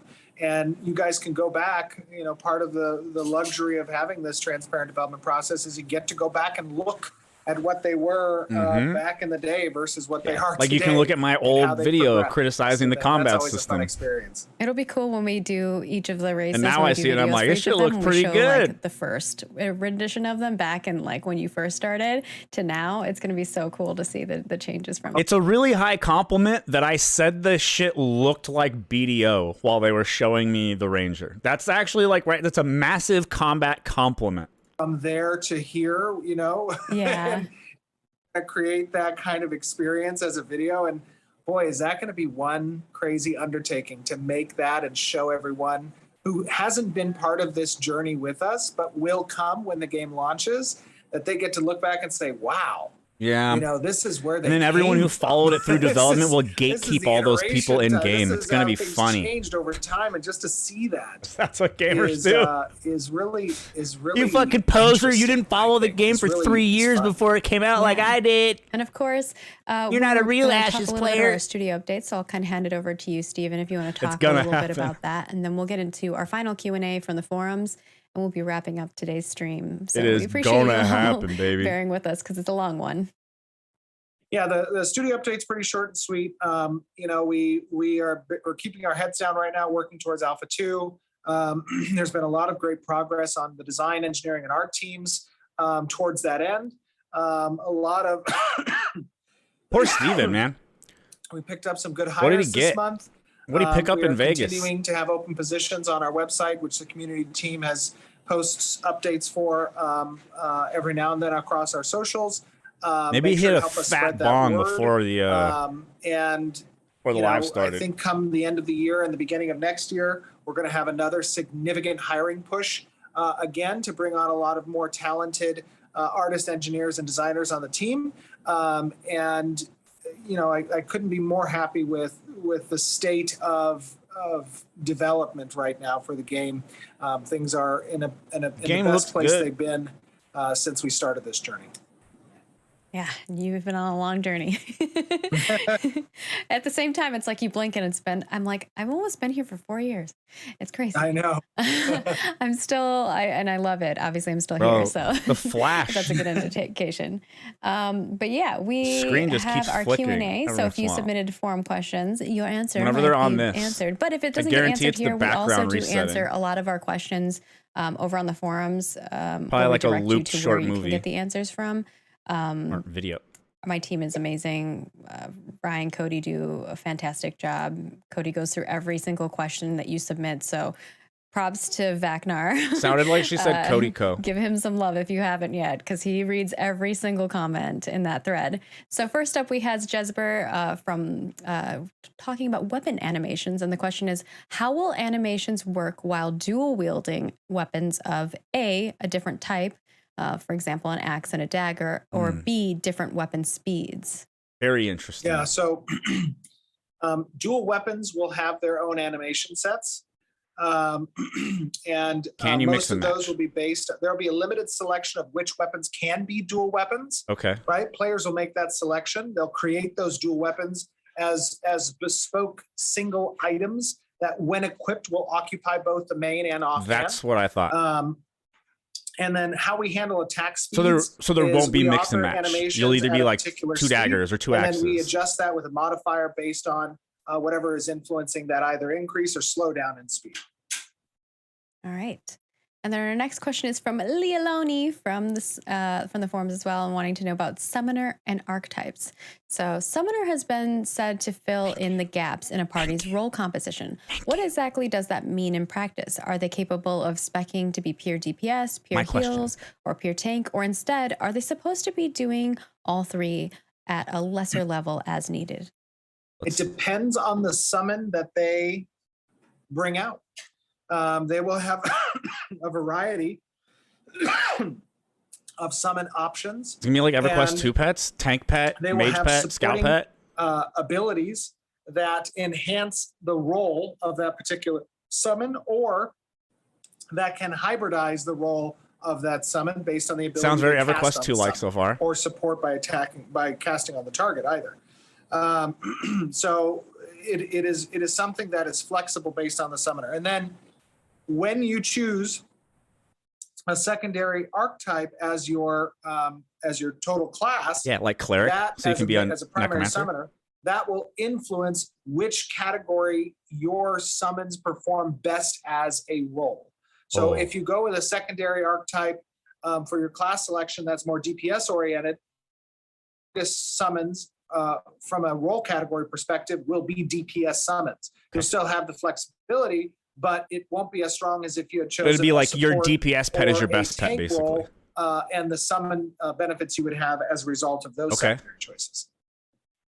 I'm intrigued. I'm so All right. And then Karthos from the forums. I was would like gonna to know say about when we got to the ships. Q&A that like In the this might be one of the Weather best Showcase parts. stream, which if you haven't right? watched, you should Because go it's people watch interested in the game It- asking the our weather questions. system so And far boom, is second amazing, and question it's is even about crazier Summoner, now, the which I stuff that mentioned they're like doing. 4 Like, times please already go while we were watch watching. You hinted at weather impacting ships. Could this also Yes. indicate that ships can have status effects, such as being on fire? Ooh. Yeah, ships absolutely can have status effects. A majority of the time, those status effects will be conferred based on weapon types that are being used against the ship, or encounters that the ships are facing. Those can be weather-based or they can be NPC-based. And then in addition, weather can absolutely affect wind patterns at sea as well. And wind patterns provide the ship's sails or the ship's movement speed certain advantages in certain directions. So that kind of keeps the playing field dynamic, right? You're not going to be in a certain area of the sea and always expect that when I turn, horizontally in the world, I'm going to move faster because based on the weather pattern and the wind that's present, that might change moment to moment. Okay. Right. And then Zooks wants to know about caravans. What is the reason for requiring the destruction of a caravan by the attackers, as opposed to the attackers gaining possession of the caravan? So it needs to be, to answer that question, it needs to be a bit of an even playing field. I've experienced games where you can take control of that particular vehicle. And while you can with ships, with caravans, we really want to emphasize this idea of not necessarily stealing the vehicle, but being forced to achieve victory through destruction. And when you do, you then have the logistical issue of how you're going to transport those goods on your own, Okay. rather than servicing the transport of that by just hijacking the opponents. There's also some gamification that can occur if you can just steal those things and take that caravan to a certain location. We need these to become stolen goods, so to speak, for a certain system. And as a result of that, you need to be able to loot the container and not necessarily turn it in. We also don't have a means by which players would turn in another player's caravan at a caravansary as a pit stop or as a final destination, because that would be a stolen caravan also. So we want to provide some level playing field for the caravan users who are transiting around the world. Yeah. A requirement You on can't the make it too attacker's easy. It'll just end be a grief fest. to actually succeed at destroying it rather than ninja caravan per se. And that's, again, not to say that that's not possible with ships. Ships are a different vehicle type. Like, if you could just hijack the caravan, you would just have a grief fest of people waiting just before the turn-in destination, and then like, you know, doing it right there, and then turning around and turning in like the caravan, right? That's there would just be a constant grief fest of that. Across the world, you don't have to kill people. But if you want the loot, no. Next up, we have Superheroes 6785, who wants to know about shipbuilding. Will we be able to furnish Which our is what we ships did on similar Archetypes, to by the way. housing? Will you be able to Which is exactly what happened in Arcades, by the way. There was like this big island in the center, right? That was one of the best like trading values to take your goods there and exchange them. And you would just camp on the island and wait for people to land with their boat on the island, and then you would kill them, take their shit, turn around, and fucking turn it in for the big fat, you know, payoff. So because of this, there was just a constant, nonstop, like groups of people camped on the island waiting to fuck people that tried to do trading. Right. Interesting. I'm excited to hear about that. Constant. 'Cause I think there's going to be a follow-up question to that would be, basically, would you have like a captain's quarter and you can put like chairs and stuff in there? Or is this more of like a figurehead that you can swap out and like weaponry that you can swap out the look? figurehead, right? Yeah. We are trying to stay away from internal compartments within the ships because that presents a whole different type of user interface and flow that can be a bit cumbersome and problematic, especially in combat and in closed spaces. So we're trying to stay away from that under deck aspect and keep things all on deck for better readability on the player side. Yes, I agree with that. I just wanted to clarify. Like Hopefully the that other day helps when we you were guys playing out New World on and the I was like community trying to side. kill the one And then kind we of have boss mob in the Jack, who small wants to know about room, and it character just makes progression. all your Is there visuals going to be fucked. any Like you form can't of see dual anything. specialization, allowing us to switch between two setups of skills, talents, augments, etc.? Something also Two this that New setups World of skills needs. and Yeah, let's Still say costs I'm a 200 ranger fucking and I gold wanna to be respec. more What the spec fuck? towards one thing, and then later I'm decide I want to be spec a different way. save Go the ahead. comp. Yeah. That is a convenience component, right? We're giving you the ability to respec, so why not also give you the ability to save specs, so that when you do respec, you're not having to go through the monotony of finding the skills that you're trying to spec into. Yeah, that's going to be Just have like a few different template builds and such you can save. A lot of MMOs do this option now. that will be I don't know why available New for World players. doesn't. Now, Or will maybe this they do be and I something haven't that found the is feature. easily done? Because I know in the past we've said like we I don't want you to played be it able to again the other day, change and it on was the like fly 200 gold to immediately. respec. You'll need to be in town for the respec, right? And that's we're talking about secondary. Excuse me. We're talking about secondary, but also your primary abilities that you respec into. Those will need to be in town as well. So either way, you won't be able to do it on the fly. You're not going to be out in the open and at a raid and I need to be this spec now and be able to change. It's going to have to be something that you strategically have chosen due to what you know is ahead of you. I agree with out this in also. Adventuring, and you're respecing for that reason. But when you do, you'll have safe specs that you can spec into when you're at that NPC. Okay, I just wanted to clarify Cool. because it was Yeah, a I little like different than the what we sound said of in the that. past. All right, and then Drunk Ninja wants to know about coastal nodes. Will nodes located on islands be easily accessible at the start of the game, or will it be races like players running for players to gain access to ships to explore potential island node locations? Well, you are able to swim, so you don't necessarily need it. No running underwater. You'll swim. Oh, no, you can actually swim. To answer that question, it's the same with all nodes, right? There are nodes that are going to be located at great distances from the starting locations. Some of those distances will be separated by water. And if it is a goal of some individuals to help seed that node's progression earlier than what might be located closer to the starting areas, then they'll have to incorporate strategies to direct player movement and heat into those areas so that they get a faster start than the nodes that might be located closer to the starting area. Yes, Curry, they both were. And then Anarchs wants to know about stealth mechanics. What up, Banda? Will it be possible for any player to hide their character's name and guild plate through the use of non-pay-to-win means? And just to reiterate to you guys, we have no plans of doing any pay-to-win Black things. Desert Anything that is Online. in our This is a Black shop Desert will all Online be cosmetic, question. and Yes. not things that give you power or any benefit of that sort. No pay to win, no pay to convenience. Yeah, so to answer that question, there are some ideas that we have about disguises for characters that incorporate nameplates and guilds. There's also the same thing BDO. for disguises It's just pay to win in BDO. of caravans and ships, whether or not they're holding a full haul of goods, whether they can mitigate the distance between the notification area of a Interesting. caravan moving past you or not. There are some ideas that we have about that, but I'm not ready to expand. I on don't it know quite if I yet, agree with the removing nameplates. because we haven't vetted those. That those, camo in BDO is designs. like, Yeah, so stay tuned for Alpha 2 can be pretty as awful. we give updates. but again, on that's that. that's And in a of course, game where it's pay to win, where the only way to get those costumes that hide your nameplate are to buy them out of the cash shop, right? So next we'll up, we see. have Schwan36 wanting to know about mariner classes. This is specifically ships.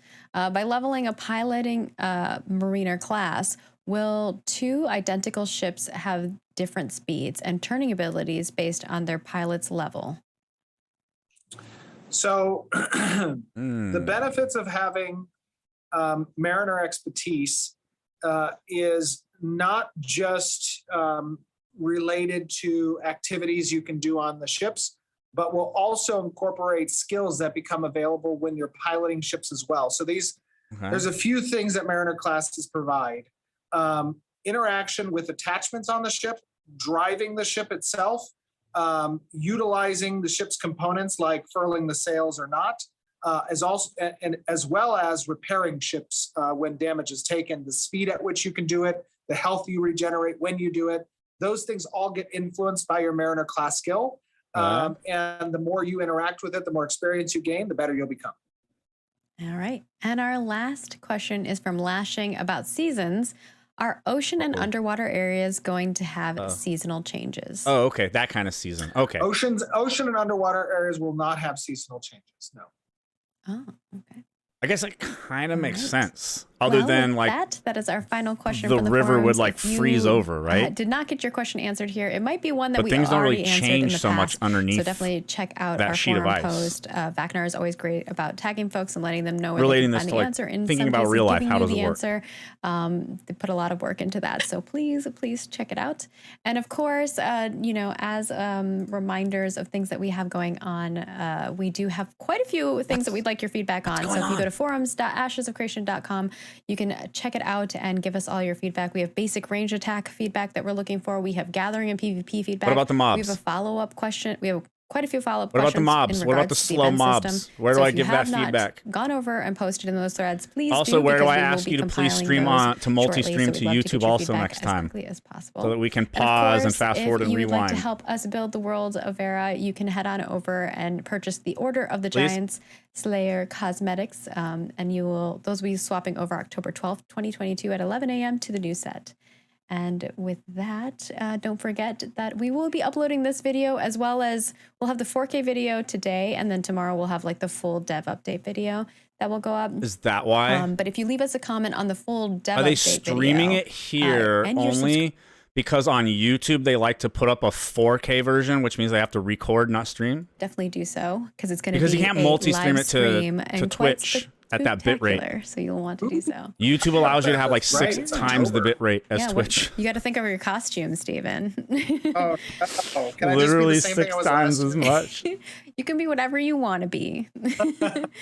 And of course, follow us over on Twitter, Facebook, Instagram, Snapchat, all the places we post almost daily. A ton Twitter of was great the good if you content. want to So keep if up with you stuff. Twitter would is like to where I follow found us, out about the interact with us over delay there, we'd love to that they hang didn't out with post you like and chat with anywhere you else I was guys. able to Over on find. the forums and Discord, we're on there daily as well. So come chat with us, give us your feedback, and of course, we'll see you next month right here, twitch.tv/Ashes of Creation on our Twitch channel for another dev update. So they're going to do it on Twitch again. And we have a lot of things coming up next month and, announcements. I know people are excited about Extra Live. They did. And They put it as a reply to the initial stream announcement. And they did it about 5 minutes before it was supposed to start. So, which is why my stream started. And then I found that and I was like, fuck, okay, I guess we're going to shut it down. I'll reschedule it for an hour later. Apologize for the delay.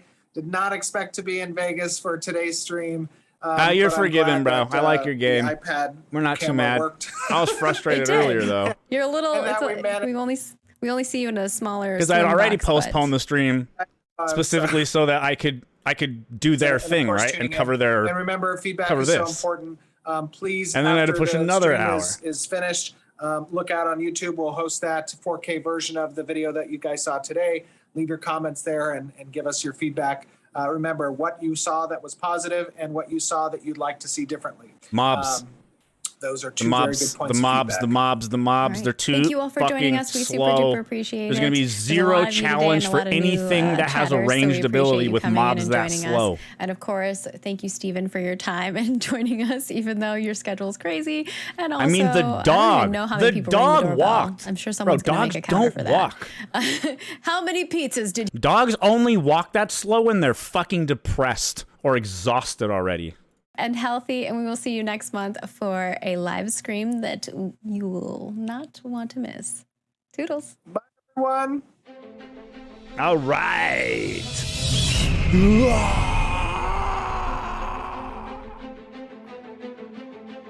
Pretty cool. Dude, the dog was so slow. The dog stood out to me the most, right? Because once we got looking at it a little closer, the other one was clearly a they were mage, right?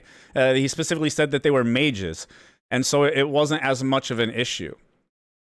Wait, we don't need that. Let's there we go. Can I not just open the image? I want just the image, okay? I want just the image.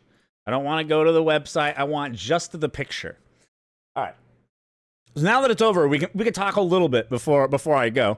So, like Curry, right? We were talking about classes and such, right? And you mentioned we got probably tank, and then here, is it gonna be under tank or under fighter? Where did they put paladin? Paladin. So tank and cleric together. Yeah, paladin. Right, and so Summoner plus Cleric is Necromancer. This is one of the ones I'm intrigued by. But what's interesting is Summoner plus Bard equals Enchanter. Another one of those classes that's like basically gone and dead from EverQuest days. I don't think I've ever seen it in another game ever. And it was such an iconic class that was like, it was so useful. You know, enchanters or bards, either one, they could completely fucking save you through their support and their ability to like just lock things down and essentially perma-stun them as long as you don't hit them. All kinds of shit. Another one that I thought was maybe interesting, I think it was tank plus was it tank or fighter? There was one of them that had a weird fucking name. What was it? Okay, it's Summoner plus tank. So here, right, this is going to be when he was kind of talking. We got a little piece of this because of the guy asking the Summoner question. So like a Summoner with a tank as your off thing, which is called a Brood Warden. This is going to be the Summoner with like the tankiest of tank pets, right? And then its DPS pets probably won't be as good. What I'm super curious about is what style are they going to go with for the Necromancer, which being mixed with a Cleric. There's going to be more DPS, or are they going to be more tanky? What's it going to be there? The Shadowmancer, is that on here? Shadowmancer's there. It's Summoner plus Rogue. So guaranteed, like a Shadowmancer, right, is probably going to have DPS-focused pets. And my mind immediately goes to like the Scout pets that are in EverQuest 2, which are literally like Rogue-style pets that can backstab and shit. Bard. This one's going to be really interesting also. Bard.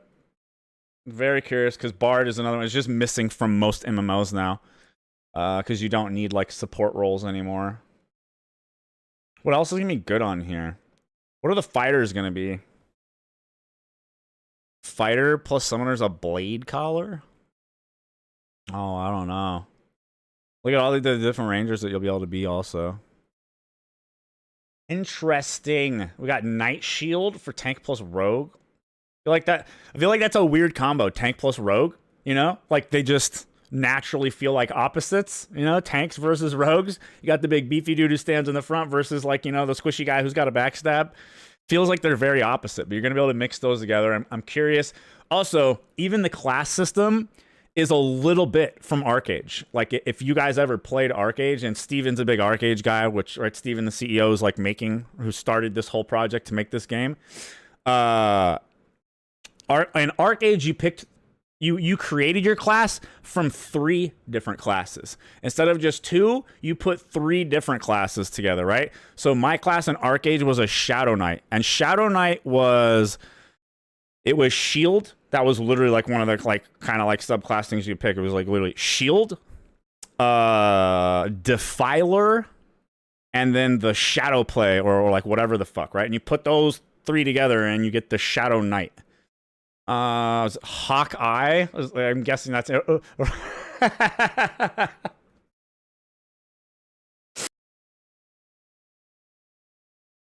The double ranger. You know me so well, Curry. I'm definitely double ranger.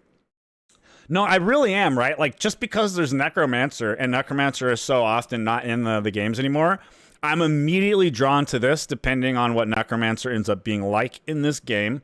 Also, the Brood Warden immediately, just it kind of sounds cool, but also hearing that little bit, I'm thinking Summoner with, like, the tankiest pets possible sounds interesting. Really depends. It also depends on, like, how solo play and such ends up being. There's a lot of, like, usually, right, and one of the interesting things with the game is he's already come out and said that the game's going to be balanced around the, the balance isn't going to be about 1 versus 1 balance, right? The balance is going to be like group versus group is how balance is done. And so some classes will be weaker when they're solo versus when they're with the group, but with the group they have like amazing synergy and it's all balanced around that like 5v5 or whatever the group is. And some classes might be like extra strong and good at solo, and that's usually what ends up happening with Necromancers. I'm super curious what's going to happen. Or like I say, or even like the Brood Warden over here, right? Because you're going to have the tankiest pets possible. But Necros are always like crazy strong. Even in EverQuest 2, right? You can compare like Conjurer to Necromancer. We don't know how it's going to pan out here, but Necromancers almost always have like dots and lifesteal and shit in addition to their pets. And that's what makes them like such crazy soloers. Like in EverQuest 2, there are mobs that I'm too weak to kill, like just time or time-wise, it just takes super long, right? Like they're hard mobs, they're heroics. Usually you gotta like take in a whole group. My pet and my synergies with all my lifesteal and shit is so strong that my pet can just fucking tank the thing like forever. And you basically never even get to see the health bar on my tank pet fucking move like at all the entire time. But it'll take me a super long time to kill it. And then I can do the same thing on the heroic bosses. And my pet, again, with the amount of lifesteal and the ability to like kind of be keeping the lifesteals going to the pet, and the pet's like a super tanky pet, all this stuff, the way I have my build going, it's amazing. But if the boss does like a targeted thing where it breaks off of the taunt and selects a target and like fucking ranged nukes them, I'll usually get blown up in like just, right? It'll just kill me in like 2 hits. My pet is sitting there tanking it for like 15 minutes, taking pretty much no damage because it's healing all of it fucking back and parrying and blocking and doing all the fucking tanky shit. And then I get hit with like some ranged snipe, right? Where it just like ignores taunt for a minute and double taps my little squishy gnome. My little squishy gnome. Okay. Well, I thought that was pretty cool, man. We got some good info. Oh yeah, you haven't seen this before? Yeah, you just like Google images, Ashes of Creation classes, and someone made this a while back, but it's a pretty cool, yeah, way to see every class that's gonna be in the game. And right, it's all going off like, right, you've got your base classes, and then the other one, you combine them together, right, to make shit like Necromancer, Spellmancer. Like a bunch of them sound cool, right? Bunch of them sound cool. Yeah, Blade Caller, the fighter plus summoner. A bunch of it sounds pretty cool. I can't wait to see when we get to the point where they're going to start showing us more of the synergies, right? Because right now all we've really gotten is we've seen I think the tank and the cleric, the mage, and now the ranger, but we haven't really seen any of the combining them and like how it's going to modify skills. We haven't really seen really jack shit for that yet. So that's going to be really, really cool when we get to the point where we start checking that shit out. What's up with the mage? Mage plus cleric is acolyte. What's that? Mage plus mage is arc wizard. Mage plus fighter, battle mage. It's going to be so interesting. I can't wait. You know, like when all this gets going, you know, it could change everything. And like my whole ideas of what I want to be could totally change. We don't know yet.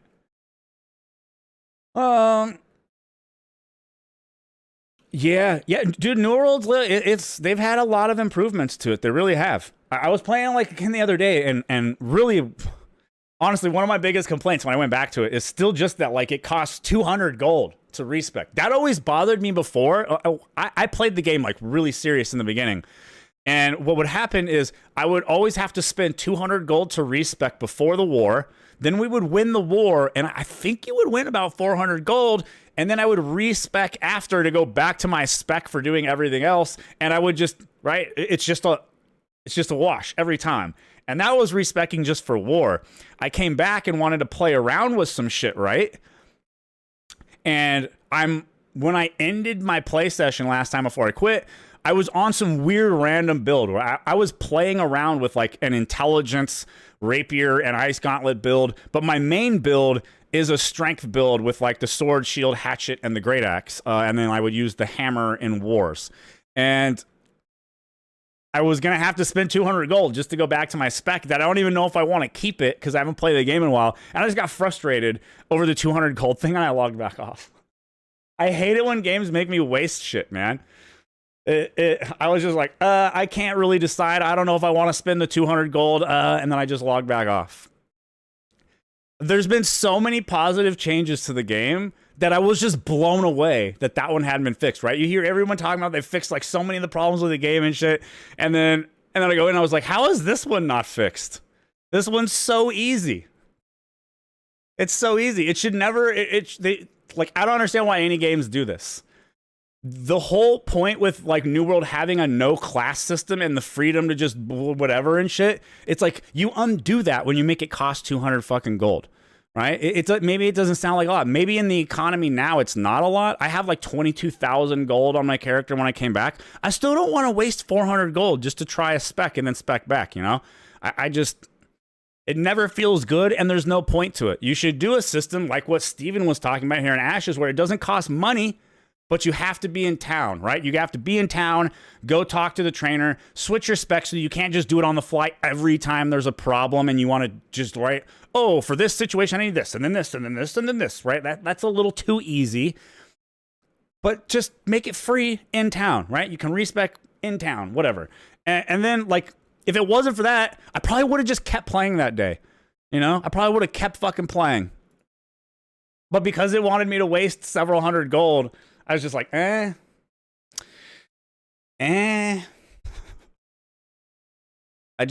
just be like that for me. I'm weird.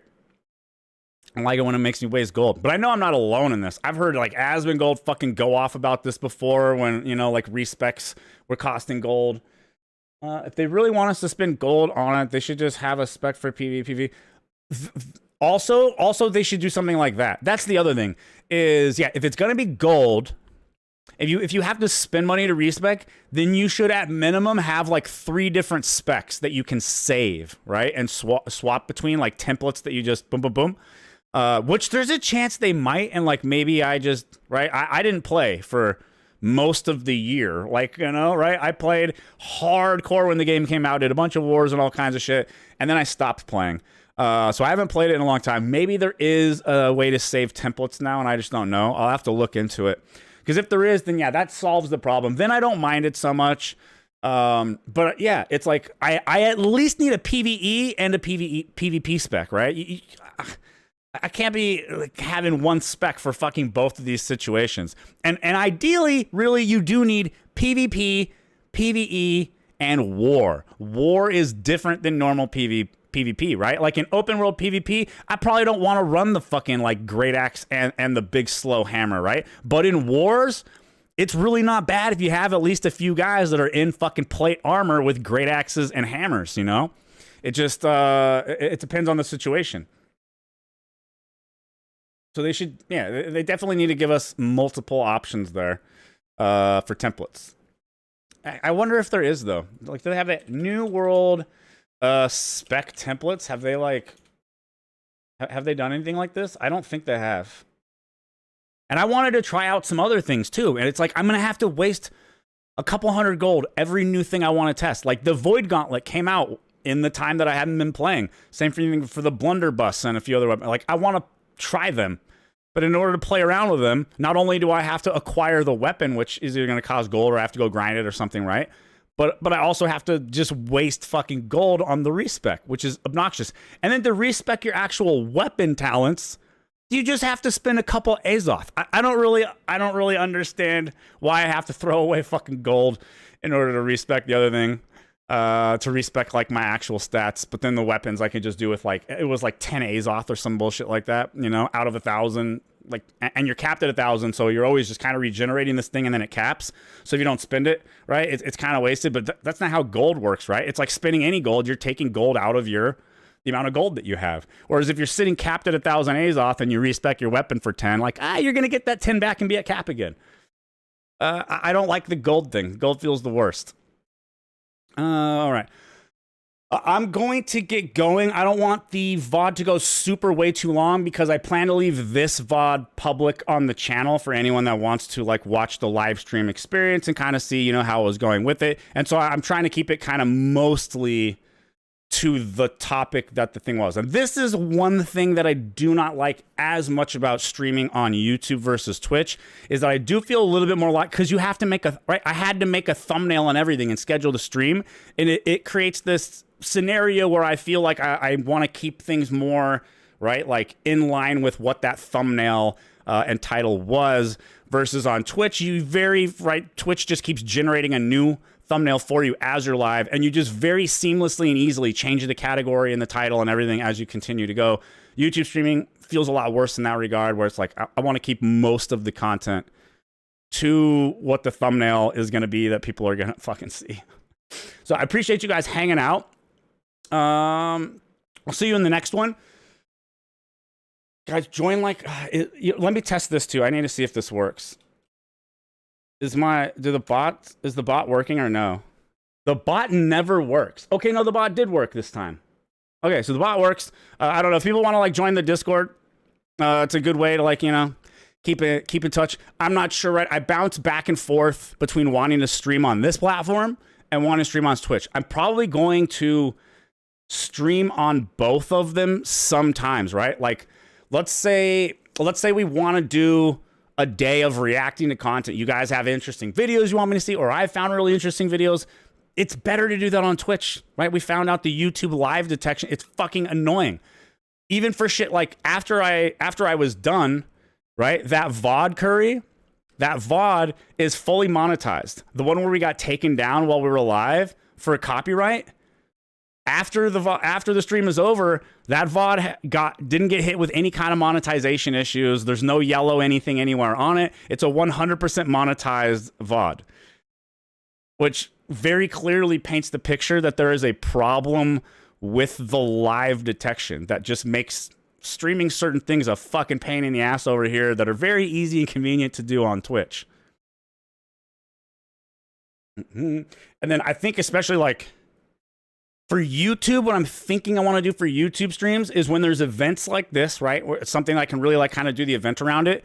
And also maybe like if I know the stream is going to be mostly gaming for that day and it's going to be like a specific game, right? Like, because then I think those will do kind of okay as VODs on YouTube. Whereas like the general kind of just hanging out chatting, I don't know if it works as well. And then, you know, trying to do certain things like watching stuff, we get kind of screwed. So I'm a little all over the place on those two. I would still like to just multi-stream to both, but it's not free. And I can't find anything cheaper than $16 a month yet. If anyone knows of a multi-streaming like program or whatever that doesn't have a monthly fee associated with it, That would be dope. But I looked, and everything I found costed a monthly fee in order to stream to multiple platforms at the same time. It was a pain in the ass. Because I'm a brokey. Currently a brokey. We're making slight improvements in that area. But it's like shit. I don't even really buy games or pay like a. I don't even have like any game membership right now because of it.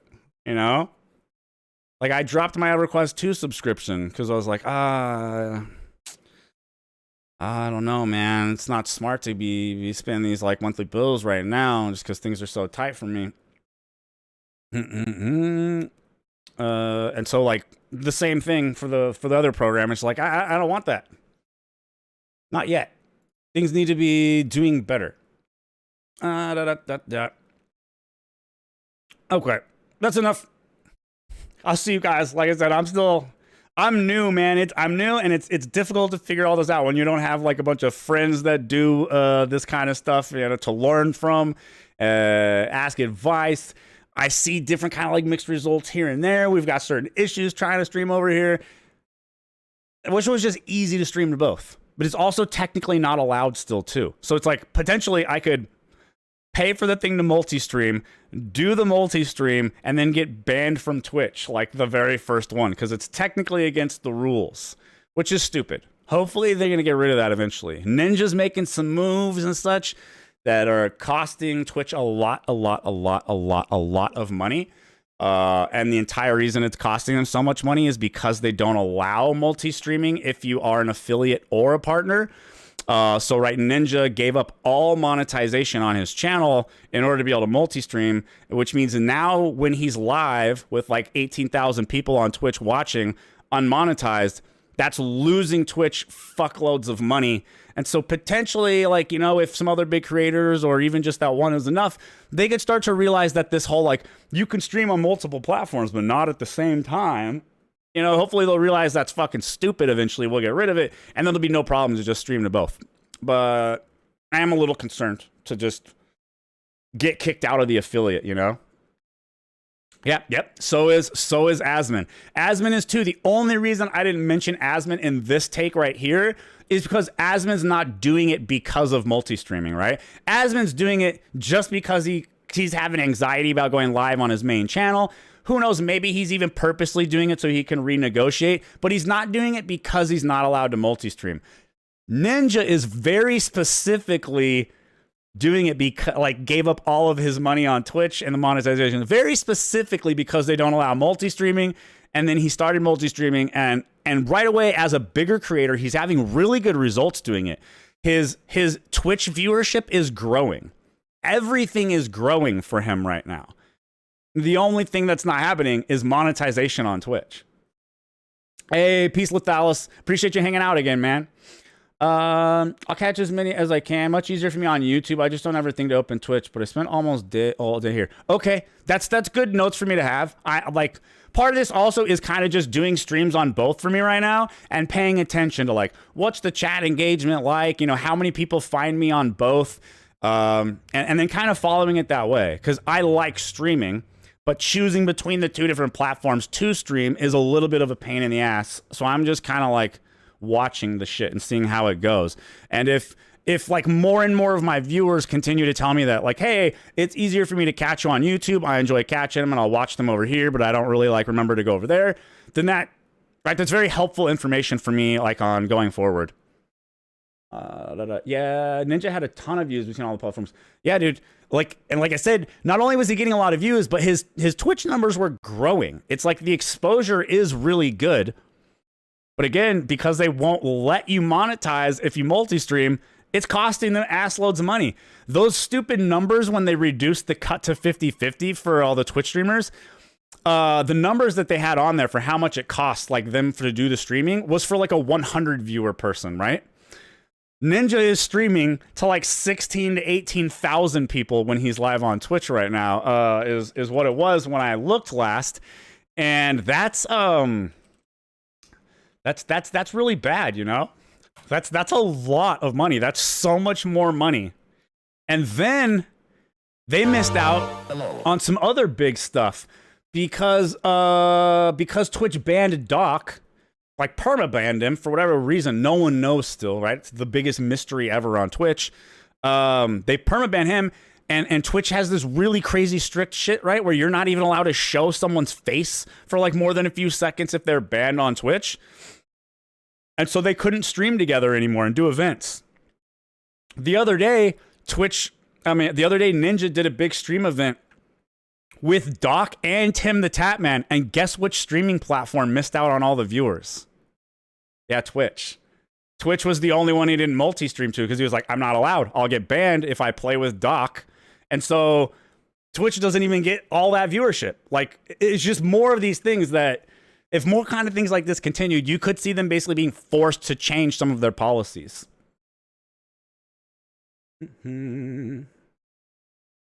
Yep. Yeah, because it's not allowed to get banned over there, right? It's just, Ninja, he gets a lot of hate, right? Like, a lot of people on the internet love to hate on Ninja.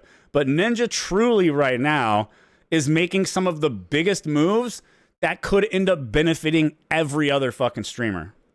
Which, if you think about it, he also kind of pioneered being a successful streamer and a lot of the stuff in streaming. So I think the dude deserves some credit, whether like, right, you like his personality style and his game style or like whatever the fuck or not. For content creation, he's been a huge positive force, really kind of like leading the way, and he's fucking doing it all over again now. Honestly, so props to Ninja. Thanks, man. I hope you make some improvements to the Twitch platform for us, bro. With that, I think I've rambled on at the end here enough. I did kind of want to like stay in chat for at least a few minutes, right? Because the one thing that was frustrating with them doing the stream on Twitch was you can't pause and chat. And there were so many times I wanted to pause and just talk to you guys for like 5 minutes about what had been said, and we weren't fucking able to. That's gonna be my piece of feedback for them too. Like, can you please just? You guys are Steven's a billionaire, bro. He can afford the $15 a month for the Restream subscription, okay? I can't, but Steven fucking can, bro. Just stream to both. Also, they're not affiliated. Their Twitch channel, right? Their Twitch channel, there's no sub button, guys. There's no sub button. So, like, they're allowed to multi-stream. Why are they not multi-streaming? Why? Who's smoking crack and not multi-streaming? All right, that's it. My last little jab. I'll see you guys. Appreciate you hanging out.